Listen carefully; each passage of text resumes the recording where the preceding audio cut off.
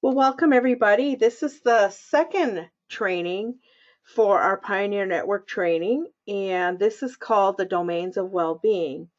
And the domains of well-being need to be understood to fully understand and to further explore how to support person-centered care. The domains of well-being are based on the Eden alternative of domains of well-being and are integrated into Pioneer Network's culture change movement. These are also included in the interpretive guidelines of the latest revisions of the CMS nursing home regulations. We often talk about residents' rights also, and the domains of well-being in person-centered care really emphasize those also.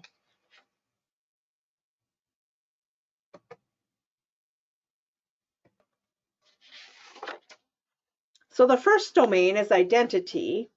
Nothing exists without identity.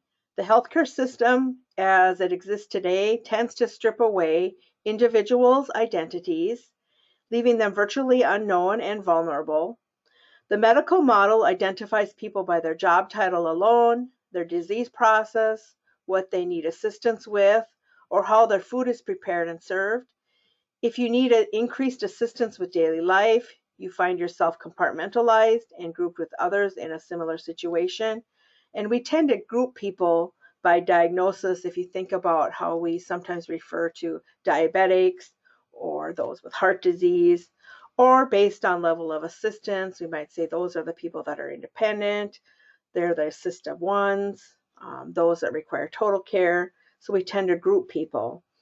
So your identity is now tied to others, and assumptions are made, and individual identity can become lost as we treat those in these labeled groups the same.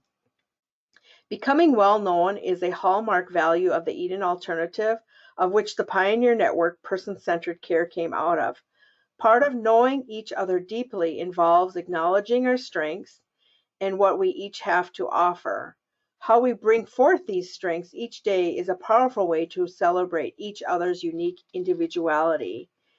And so up on your screen there, identity can be defined as being well known, having personhood, individuality, wholeness, and sometimes we refer to wholeness like treating the whole person, or um, looking at the person, considering them that they have mind, body, and spirit, and then acknowledging that everybody has a history, and history is very much a part of identity.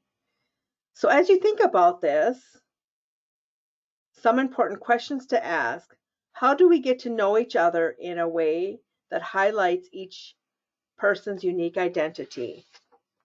And then how do conversations among team members reflect they know the individual's identity? And how our strengths acknowledge as part of each individual's identity, and how is this incorporated into care planning? In written language, how is each individual's identity revealed? And then how do we communicate that with one another? Identity is so important as we begin a relationship and as we understand how to best meet each individual resident's needs, desires, and wants. This basic understanding helps us incorporate this into care individually as we understand each resident's identity.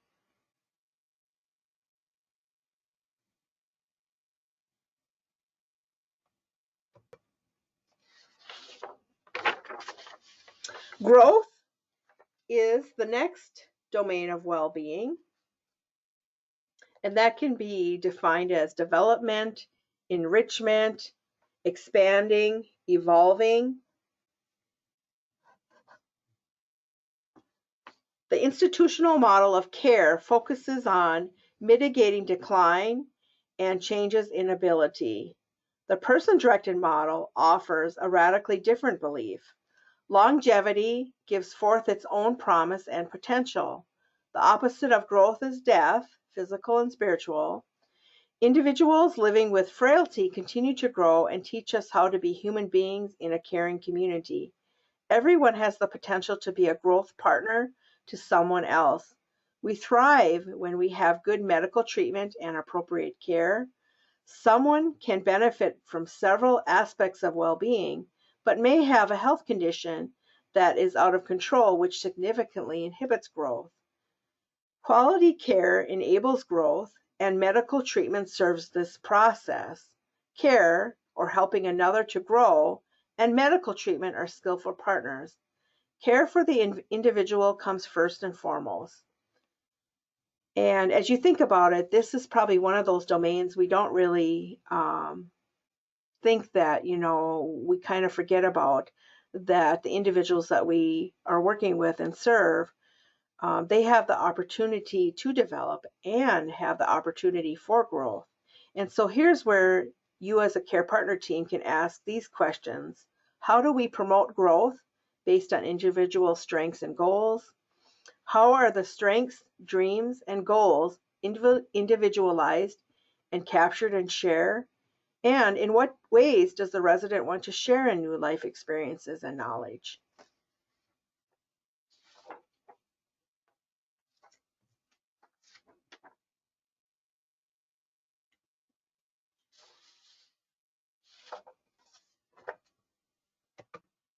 Autonomy is another domain of well-being. Simply put, to be autonomous is to be one's own person, to be respected for one's ability to decide for oneself, control one's life, and absorb the costs and benefits of one's own choices. Lacking autonomy is a condition which allows or invites sympathy or pity. Top-down organizational structures squeeze the life out of autonomy. These structures eliminate the creativity of those who are familiar with the individual's accepting support. As a result, those who are likely to have the strongest impact on an individual's daily life experience are the least involved in important decision making. But the principle 4 of the Eden Alternative philosophy reminds us that the opportunity to give as well as receive is an antidote to helplessness. And people who identify as caregivers sometimes perceive good caregiving as doing everything possible for another individual. However, this well-meaning generosity can lead to learned helplessness and diminish individual choice and even independence. This imbalance of care ultimately destroys autonomy for everyone involved in the care relationship. In contrast, the concept of care partnership reminds us that care is not a one-way street, that opportunities to give as well as receive are abundant and available to everyone in the care partner team. Care partnership as a way of relating to each other helps us optimize choice. That's why you will hear me say care partner team instead of care team. So questions here to ask are, how is each individual allowed to make choices? And how do we as a care partner team optimize individual choice? What assumptions have been made by the care partner team and how do they limit choice? How does each resident get to have an active role in decision making? Adding the word partner to care team, creating care partner team, starts to shift that way of thinking a bit and helps to support autonomy by reframing our approach and helps us to improve our culture to support autonomy.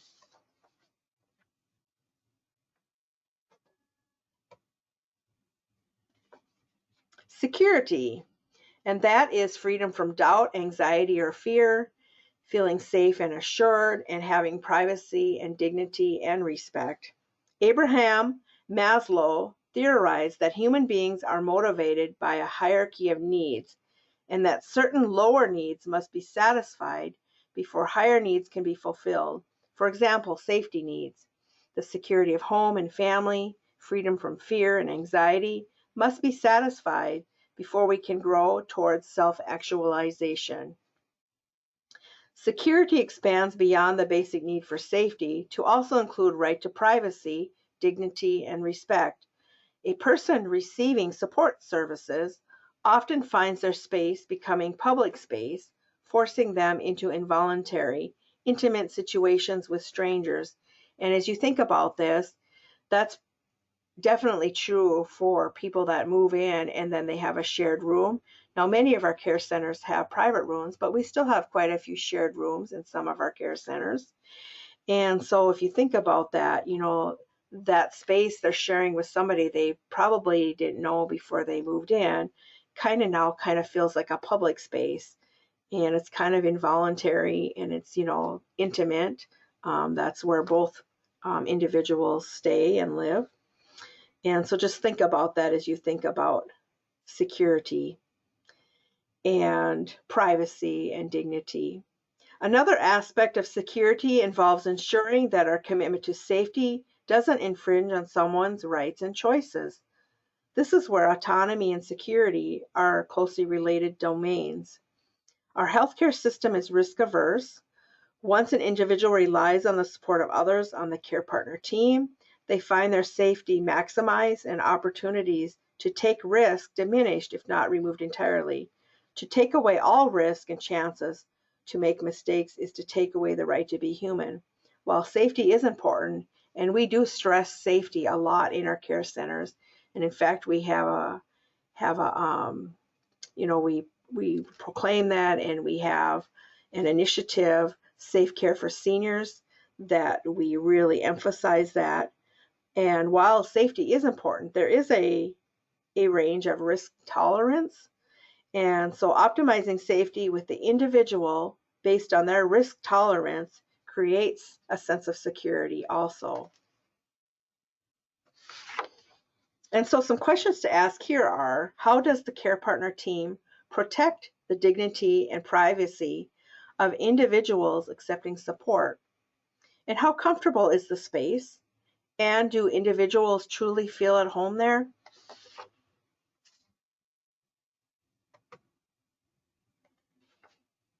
Connectedness is another domain of well-being. Studies show physical and emotional benefits to staying connected with loved ones and with one's environment is so very important. Connectedness is more than being surrounded by people who are friendly or skilled in customer service. It is about being in meaningful and sometimes deep relationships with others. It is about being a part of something that is bigger than ourselves. It is about being surrounded by things that have personal meaning for us throughout our homes. It means knowing our history and looking forward to our future. During our lives, many connections can be lost. We retire, spouses and friends die, children, friends, and neighbors may move away. We are homebound and don't get out as much. All of these place us at high risk for feeling disconnected. Individuals can become disconnected from the past by loss of familiar relationships, places, and personal possessions, and from the future by loss of hopes and dreams. Thus, the present reality becomes endless days of loneliness, helplessness, and boredom. As this seeps into their spirits, many disconnect completely from the physical and social environment.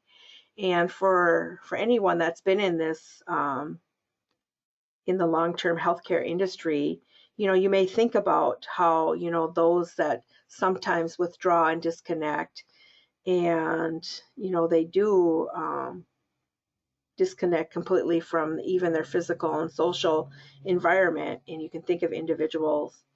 But, we're trying to work on a person-directed model and a person-directed approach, and we seek to reconnect all members of the care partner team with the past, present, and future, with their environment and with their hope and dreams.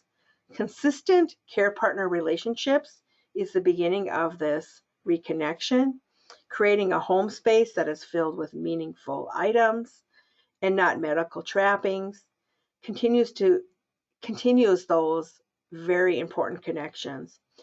Restoring relationships and making peace with one's life can be another way to foster connections. And the possibilities truly are endless as we get to know each other's stories. So questions here to ask are, what actions are the care partner team taking to sustain and strengthen connectedness for all? There are the internal connections, but have you also considered the community connections? Now we know that with the community connections, that's been a lot harder now in this past little bit over a year and a half of the pandemic. because of the restrictions we've had to connect with our community. But, as you think about connections, we think about those that are happening internally inside our care centers. But don't forget, we also have that community connection that can be very valuable and is meaningful to many of our residents.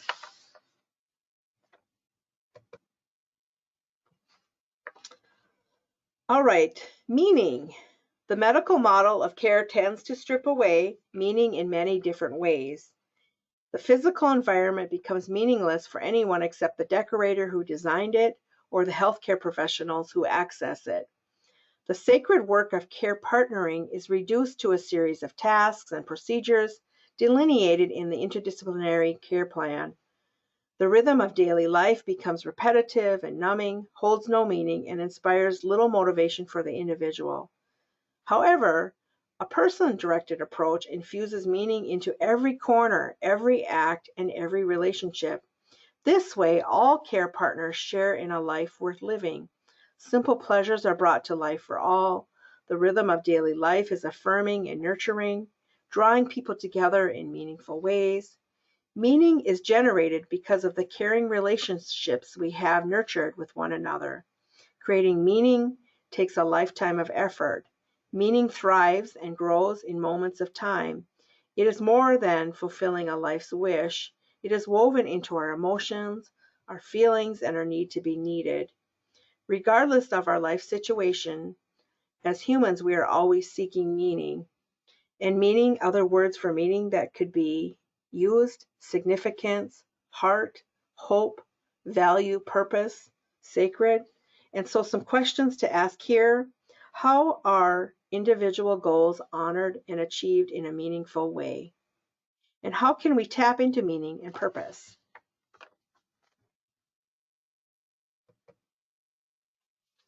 And then the final domain of well-being that we will discuss today is joy. And that can often be defined as happiness, pleasure, delight, contentment, enjoyment. Joy is a short, simple word that describes the best, most elusive dimensions of human experience. While people often identify joy with a response to a specific experience, for instance, the birth of a child or maybe getting married, these moments are actually more accurately understood in terms of happiness. Joy is both deeper and more encompassing, though, than happiness. One of the best ways to understand joy and how it plays a role in our experience of well-being is to become aware of how often it sneaks up on us. Moments of joy often catch us by surprise. These joyful moments cannot be scheduled, structured, or commanded into existence. They can only emerge from the moment and are often spontaneous. No one can say, "I'm going to experience joy at 2:30 this afternoon." The best soil for joyful moments is always found in places where relationships are deep, rich, and intensely meaningful. It is through relationships we have with one another that we can discover ways to recognize and celebrate moments of joy when they occur. And questions to ask related to joy are: how is the care partner team sharing stories about joyful moments? When somebody shares something that brings them joy, it almost causes the effect where that joy becomes contagious, if you think about that. So sharing stories about joyful moments is very important to share with one another in life. And how can joyful energy enrich the lives of members of the care partner team? Are there opportunities to express and share joy with one another?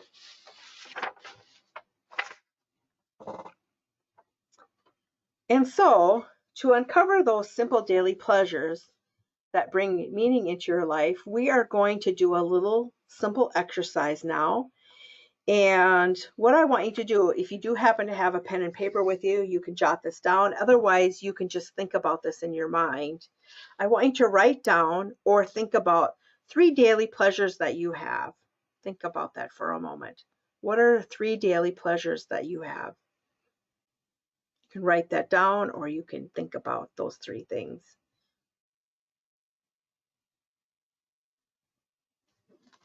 Does anybody want to share what a daily pleasure is of theirs. You can write it in the chat, or you can unmute and let us know. So I'll throw out one example here. You know, a simple daily pleasure could be a good morning cup of coffee, the way you like it brewed. Maybe using ground up coffee beans and your favorite brand of coffee. That could be a daily pleasure. Anybody want to share something? Put it in the chat. I'll give you a moment.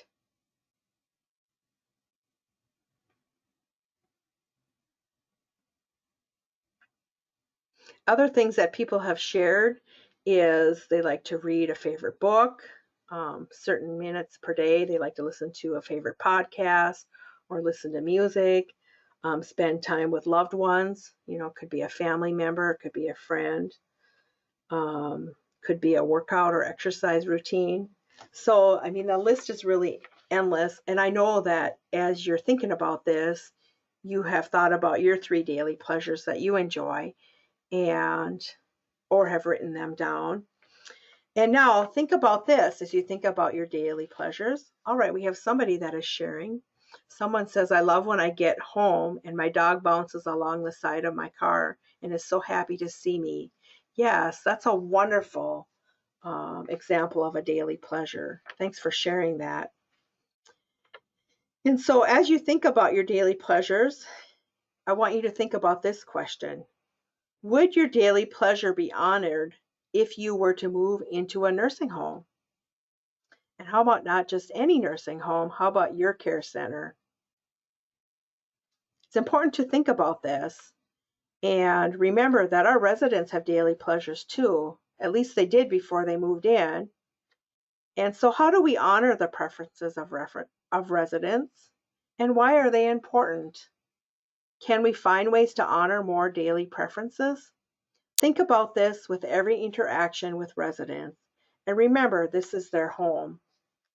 And now I have another video for you here. Not another. That was, I know many of you were on my earlier session, but I do have a video for you.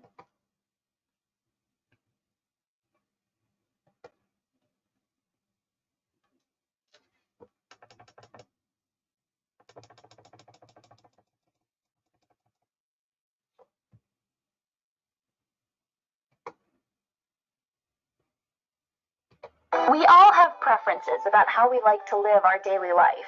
Preferences are choices we make about a broad range of behaviors and activities, such as who we spend time with and the activities we enjoy. Preferences reflect how people like their needs and values to be met. Striving to fulfill these needs creates motivation to engage in life. You've heard about Maslow's hierarchy of needs that explains human motivation. Once our basic needs for shelter and food, for example, are met, people are motivated to seek things in life that are meaningful to them. People flourish when they're doing things that they prefer to do and that are meaningful to them. Fulfilling preferences are important because it leads to a sense of well-being and the opportunity to thrive. Preference fulfillment plays a large part in person-centered care for people who receive long-term services and support. When a person's preferences are ignored, their well-being is diminished. Alternatively, supporting the fulfillment of an individual's important preferences can promote well-being. Person-centered care promotes choice, purpose, and a greater sense of connection for those who need assistance in daily life. Person-centered care means that the individual is at the center of the process and is supported to achieve the highest level of physical, mental, and psychosocial well-being that is practically possible.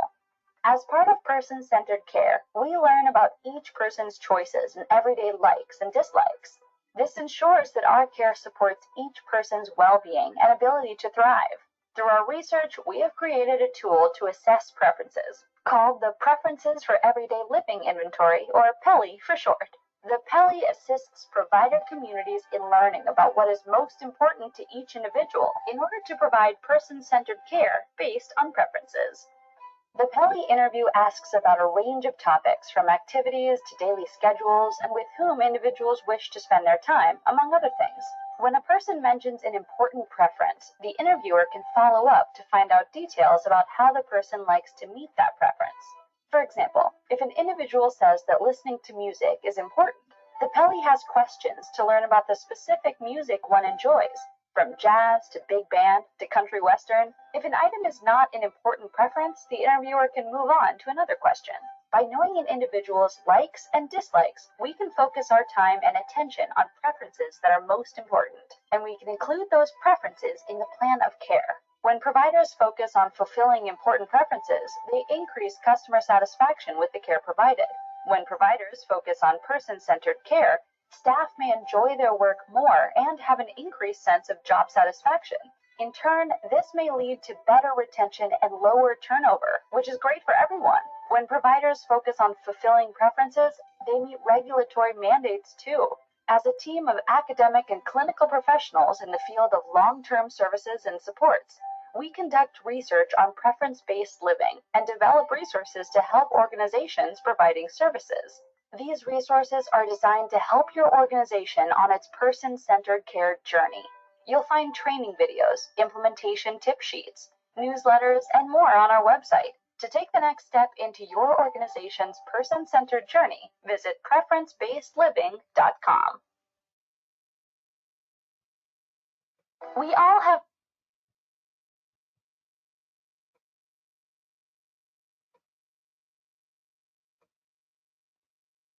Okay, so that ends this educational session. So thank you for attending today, but I wanted to just let you know that if you're interested in the Peli, many of our care centers are familiar with that and do use that, but there are many tools in which you can get to know residents. But the Peli, the preferences for everyday inventory, is a really good tool. And so if you're interested in learning more about those, if you're not currently using them, feel free to reach out to me. I do have those resources available for you if you would like to learn more about those and receive those. Otherwise, for those of you attending this live webinar session, as a nurse, I'm able to offer that those attending this session a CEU, and I will get that form sent out to your trainers this week. And if for some reason you don't receive your certificate in a week or two, certainly you can contact me and I can get one sent to you directly. All right, anybody have any questions?